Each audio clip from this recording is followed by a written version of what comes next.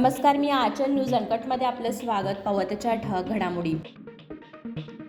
राजकारण्यांचा मुलगा राजकारणात आला तर कशी काय घराणेशाही झाली? शरद पवारांचा थेट सवाल.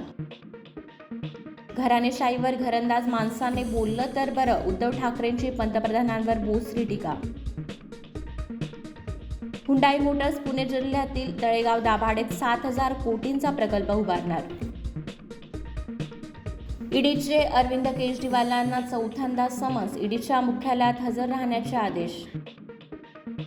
आज महायुतीचे राज्यभर मेळावे, राज्यातील 25 मंत्र्यांसह प्रमुख 52 नेत्यांवर जबाबदारी.